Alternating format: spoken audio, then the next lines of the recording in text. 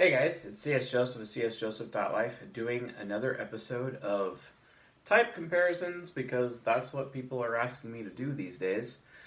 Of course, these requests for these particular lectures came about 2 months ago, and I have a gigantic backlog of over 500 different lectures to do still, so it just keeps growing and growing and growing. And guess what? I'm going to keep providing and providing and providing and filming and doing even any more. Or doing more than that. Wow, the lighting is absolutely atrocious. Maybe that'll help a bit better. Don't know. We'll find out. So anyway, this particular lecture is how do ESFJs compare to ESFPs. I'm doing it because we had someone ask, okay, well I can't tell the difference between if I'm ESFJ or ESFP, and I get so confused with the letters and I don't know the cognitive functions, so please educate me so that I know exactly which of these two types I am. Am I a P or the J variant, etc. So, okay, sure. We can definitely look at that. So anyway, ESFJs versus ESFPs. So what's the difference? Well, let's look at their temperament. Their temperament is different. The ESFJ is a traditionalist, past-focused, duty-based, protector, focused on safety more than anything, very dutiful, takes orders, really great for male ESFJs to be firemen, for example, police officers, soldiers, all those traditionalistic SJ careers, etc., whereas the ESFP is an SP, also known as an artisan, according to Plato. Not Kiersey, because screw Kiersey. I'm tired of Kiersey. I like Plato. Plato came up with the temperaments before anyone else. Not that people knew that, but just laying that out there, you know, for those of you that are like, cite your sources, and then I'm just like, Plato. So, anyway, the artisan temperament, freedom-based creators, lives in the moment, has mechanical mastery, is able to manipulate the physical surroundings around them. They also store their memories in physical objects known as totems, etc., and are able to provide in that way. So anyway, let's dive in. And today I am featuring blue ink because black ink kind of like ran out-ish, maybe. I think it did. So anyway, let's dive in, shall we? What is the differences and similarities between ESFJs and ESFPs? So, if you live in the moment, chances are you're an ESFP because they live in the moment. They have SE Hero. Gosh, cannot see that still. This lighting is terrible. Now, let's see if we can adjust it here a little bit more. No. Oh well. We'll just have to deal with it. So, anyway, SE Hero lives in the moment, all about giving experiences to other people, storing memories in a physical object. When they pick up an object, they're triggered, their mind is triggered with all of the things that they've done before with the object or things that other people have done with the object, etc. It's kind of like that cool mutant power on X-Men or Heroes, if you like Heroes, etc. Yeah, I do kind of look like Zachary Quinto. Am I like literally his, celebrity lookalike? I mean, except I'm not a celebrity, but I'm a lookalike. Who knows? We'll probably ask them one day. They're also FI parents, so they're very moral. They're focused on morals, all about moral behavior, what they believe is a good or bad thing. ESFJs, however, do not do that. They don't do that. They care about how others feel. It's all about ethics. Remember the difference between an ethic and a moral.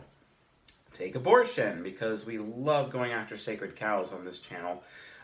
With abortion, it is ethical because the collective or a group of people believe it's a good or bad thing, but it is immoral because an individual decides that it is a bad thing. See the difference? It just depends on the perspective. The feeling judgment, FE versus FI, just basically it's the source of the feeling. Is it an individual, or is the feeling derived from a crowd of people or a group of people or three or more people, because three is a crowd and that's technically an extroverted situation. One person or one-on-one is an introverted situation. So it's technically ethical. So they're all about ethics, all about how other people feel, very supportive of other people. ESFPs are not really so supportive about others. They're very supportive of themselves because of FI parent with how they feel and they make decisions based on how they feel. And that is the priority for them. Now they have TE Child, which is what other people think. And they're like, oh, I need people to think really highly of me. And sometimes, I just need to save face and make a phone call. I know I did something wrong, but I need to call people and make them think well of me so that I could save face. And it's kind of manipulative. And yes, I know I do it because TE Child is kind of like a thought manipulator because it's a thought vampire and it can rearrange the thoughts of other people's, because if I could just, in the absence of communication or explanation, perceptions become realities. So I'm just going to kind of fudge it a little bit to adjust people's view of me so that I don't feel bad because I may have screwed up in the social situation, but I need to save face, right? So I can feel good about myself. Sometimes I feel like a bad mother or maybe a bad daughter or a bad wife. So I just need to go a little extra mile to save some face. ESFPs.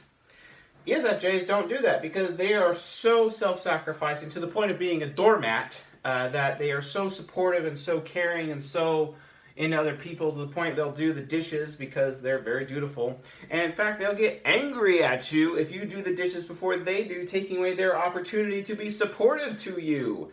Yeah, do not compete on the sink with an ESFJ. My grandmother's an ESFJ. The fastest way, if I was ever really, really upset with her, if I was upset with my grandmother, do you know what I would do? I'd do the dishes. I'd take out the trash. I would literally do her chores, basically. I would vacuum just to piss her off because she deserved it. Maybe she had a covert contract she was trying to do, and it was manipulative, and I didn't appreciate how she did it, so I just decided to do all the chores in the house and take away her opportunity for being supportive, because I knew, because she's trying to be so supportive for other people, that she worries about her own self-worth, and because I took away her opportunity to contribute to others, I made her feel worthless. Yes! But she deserved it, and maybe she shouldn't have been so disrespectful to me. You know what I mean? So that's what I'm going to do. Knowing type means I know people's pain points, and I know ESFJs really hate it when I start doing their duties for them, right? And it's like, okay, come on, two could play that game. You're really going to try to force me into going into this social situation for this family thing so that we can, save face, because saving face is also important for ESFJs, not for themselves, but helping other people, especially ESFPs, because they're second highest compatibility, helping those ESFPs or those SFPs save face, because SFPs gotta save face because they have to feel good about themselves. They have to know that other people think highly of them. Because how others think of them is literally how they are deriving their sense of self-worth, believe it or not. Oh no, Mr. Joseph, it's all about values. And our values are actually based on other people's thinking. Don't think that your values actually necessarily come from you per se. I mean, you have a moral compass and then you can rise above what other people think, but do not tell me that your values are not impacted based on the thoughts of others, the true false judgments of others, the statistics of others, because people could show you this sad statistic about this poor family, who emigrated from Poland or whatever, and then you feel bad because you're reading the statistic. It just makes you want to pull out your money and give that to this organization who supposedly helps families emigrating from Poland, when in reality they're just trying to get your money and they don't really care. Yeah, that's not a good situation.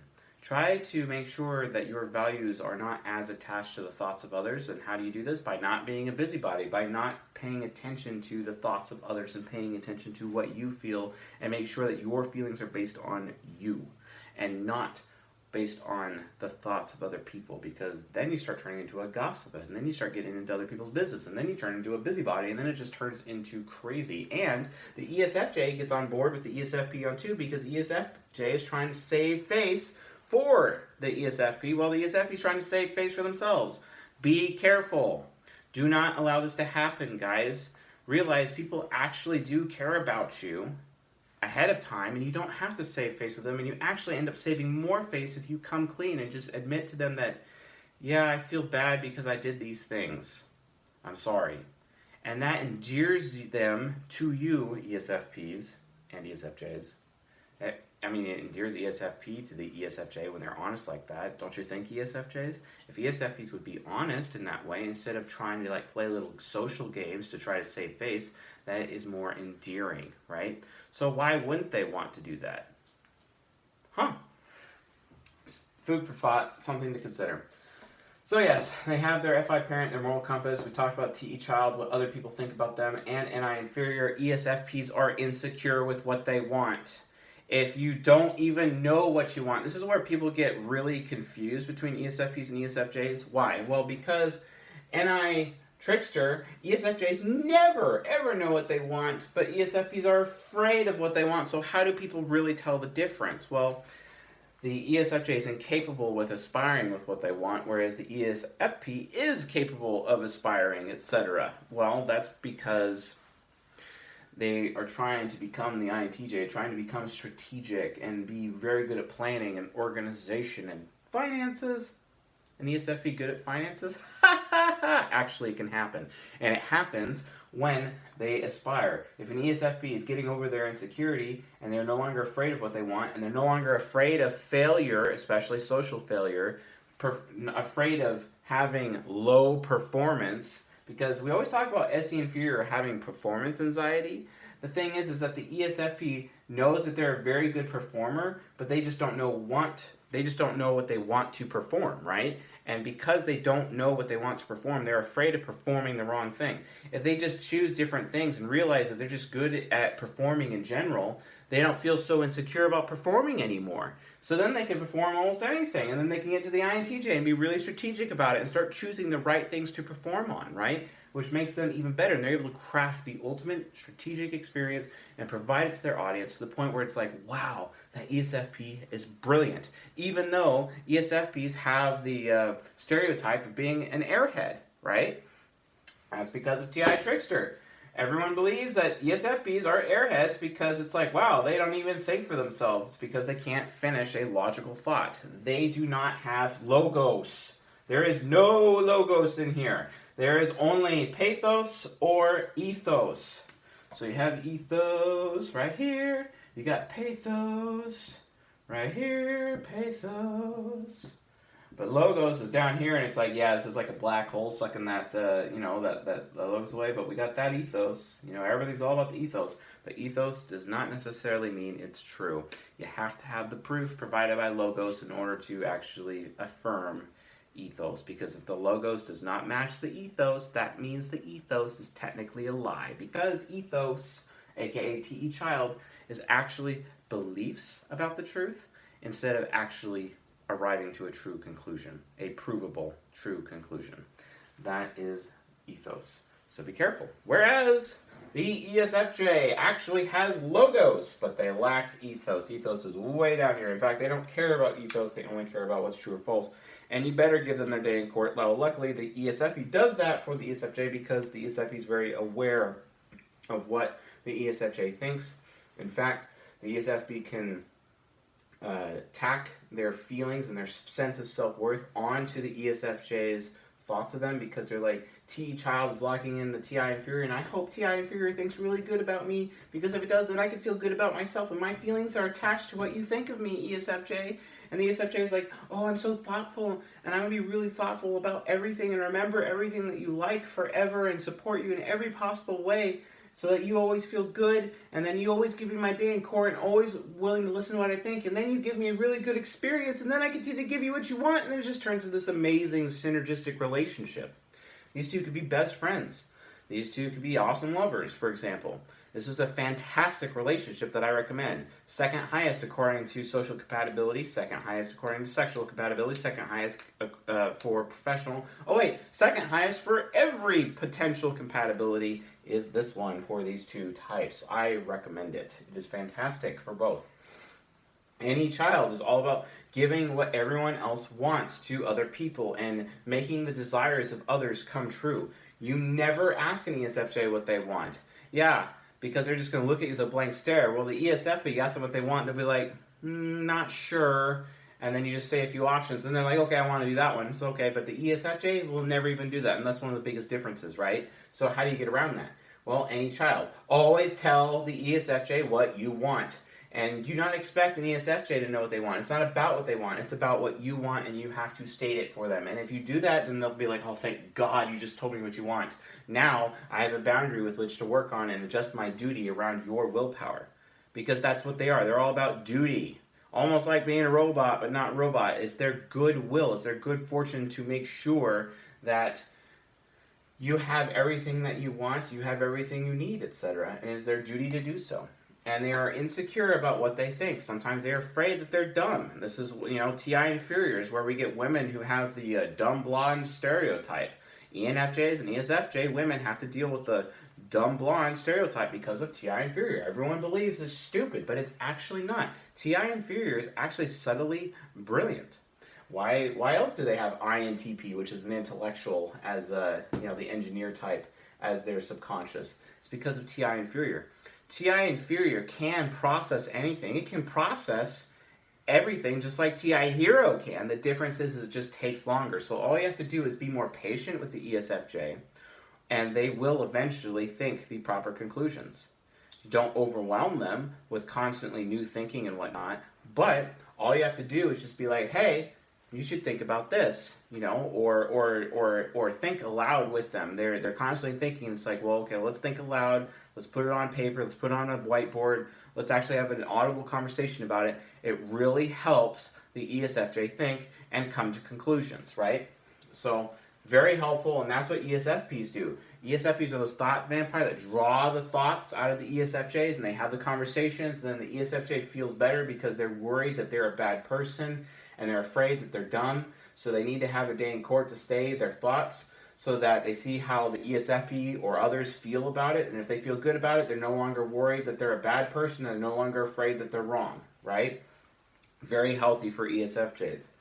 And they're very critical about the outward appearance of others. They'll tell anyone if your shoe's untied or if you're wearing dirty clothes, or they will always notice it and it will always annoy them. You always want to make sure you have a good first impression for ESFJs, and then luckily SE Hero of ESFPs are all about providing good experience and looking nice in front of people and having a great wardrobe and very fashionable, so that ESFP is always able to give a good experience to the ESFJ at all times. Thusly, the critic is not as concerned and not as critical towards the ESFP because the critic's like, the ESFP's already got it all figured out.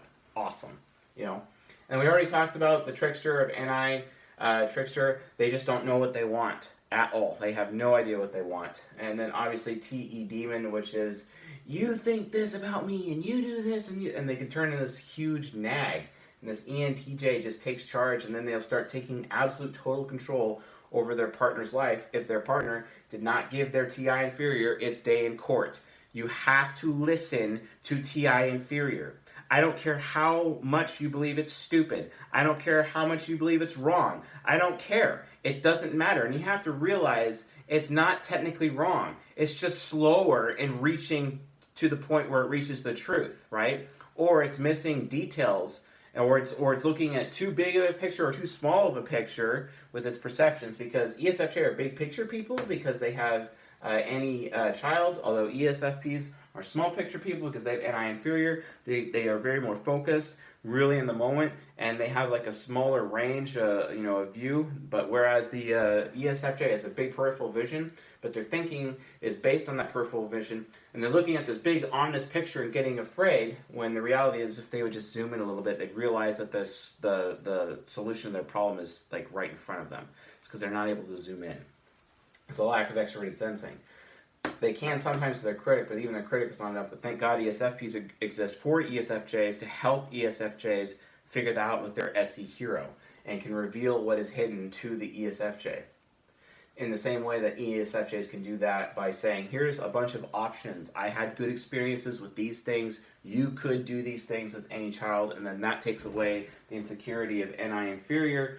Oh, now I know what I want to do because I see that you've already done it, you've already had success. That makes me feel secure, that makes me feel safe to make that decision. Why?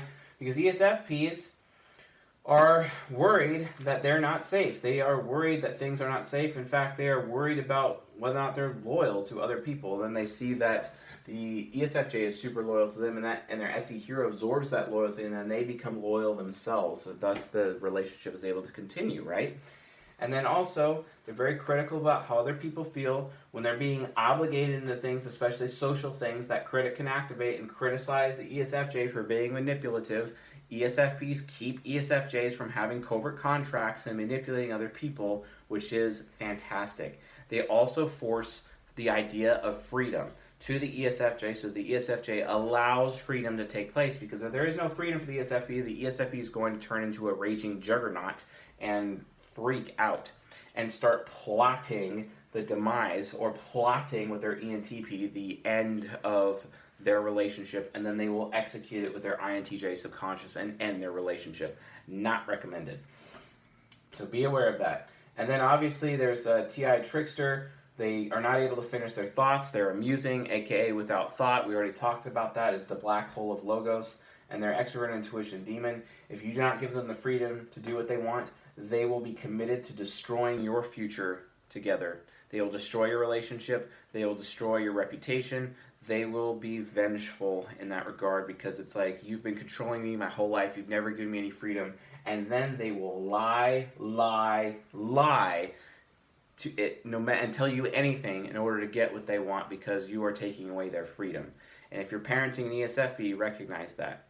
I don't care how much you believe it's unwise to give an ESFP freedom, because usually they look like they're being irresponsible, and because they're FI parent, or they may seem selfish, but the reality of the situation is that's not necessarily the case. They are responsible with how they feel and what are good or bad things, and their SE hero needs to try everything that other people are doing before so that they themselves can decide whether or not this is a good or bad thing, right? They have to have the freedom to make those mistakes. If you do not give an ESFP the freedom to make mistakes, they will not grow, they will stagnate, and they will become worthless in their adulthood. Do not do this to these people. If you are raising an ESFP, also don't put them on Ritalin. That's dumb. I mean, seriously, parents, ESFPs, they're supposed to be hyperactive. They're supposed to be hyper. Do not put them on Ritalin. That's retarded. How about you respect them for what type that they actually are, and understand how they work and how they live in society? That'd be nice. You need to protect your ESFP. Remember, they're already struggling with how safe things are anyway. Don't prove them right. Come on. Don't do that to ESFPs. Thank God ESFJs will protect them from ESFP fears, you know. Even though they kind of have fears, like, they're fearful about different things, but they cover for each other in that regard. So don't do that. Don't put them on Ritalin. Like, seriously, they don't need it. They're supposed to be hyper. Let them be hyper. Let them enjoy.